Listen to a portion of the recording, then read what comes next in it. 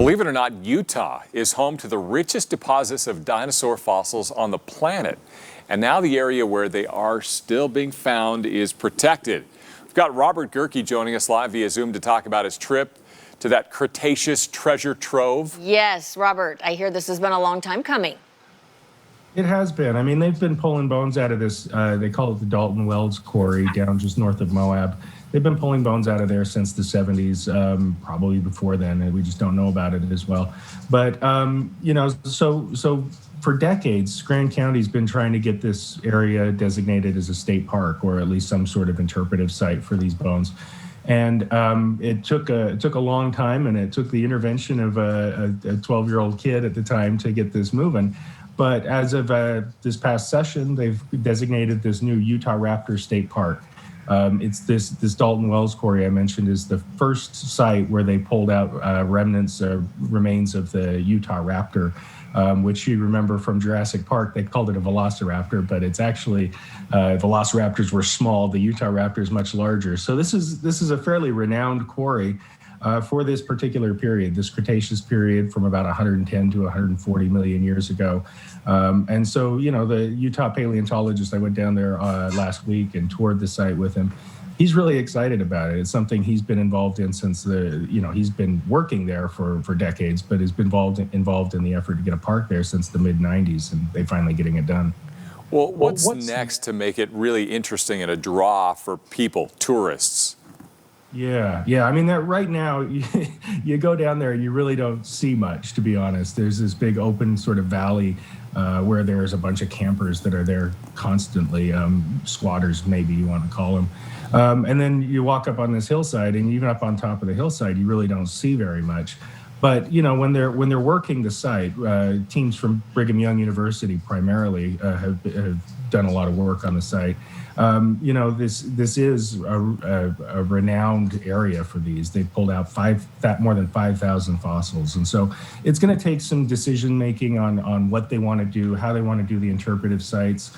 The paleontologist I talked to from the state, Jim Kirkland, said he wants to set up some buildings so people can walk through and watch these teams excavating these bones, you know, right in front of your eyes. And then, you know, so they want to put some of them on display in a visitor center. I think it's going to be really cool. And one of the things I'm excited about is what this means, not just for the area around Moab, but for Grand County in terms of tourism, but what it means for, you know, kids that will go there and finally get excited about these dinosaurs and know that all of these resources are right there in their neighborhoods, in their backyards.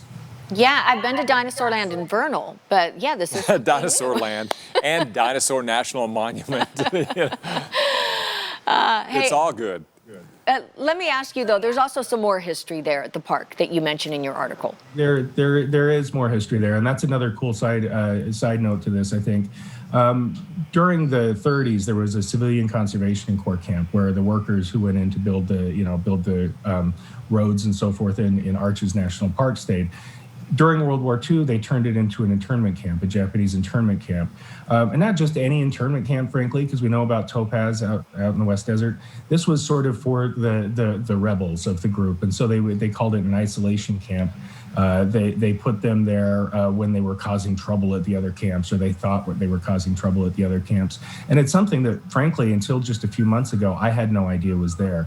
Now, there's not much left of it, and so there are decisions, again, to be made about how they're going to interpret that, what kind of markings would be appropriate for it, how to do it respectfully, obviously.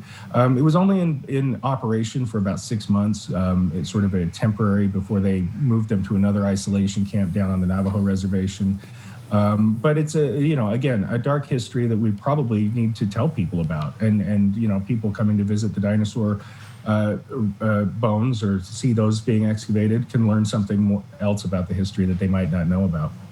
Well, it all sounds fascinating. I cannot wait to go down there and see it, and hopefully when they've got it all ready for people. So when do you think that might be, real quick? Yeah, I think you're looking at a few years. They're in the planning stage. Yeah. You know, they've named a park director, Megan Blackwelder, who used to be at Dead Horse Point National Park. Or state park, sorry. But I think, you know, they're really excited about it. And you know, I think it now is a time where people have good ideas about how they would like to see these two treasures remembered and explained to the public, it'd be a good time to weigh in on that. Okay. Absolutely. All right. You can read more about Robert Gehrke's. You can read his column on saltlaketrib.com. Robert, thank you. Yeah, thank you, guys.